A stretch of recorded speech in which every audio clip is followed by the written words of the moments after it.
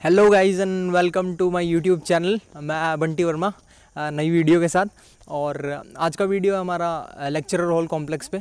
तो काफ़ी सही वीडियो होने वाला है। और मैं आपको पहले बता दूं यार कि ये वीडियो कंप्लीटेड नहीं है बिकॉज़ सेमिनार हॉल का अभी तक कंस्ट्रक्शन चालू है और जल्दी हो जाएगा और नेक्स्ट वीडियो मैं उस पर जल्दी बना दूँगा।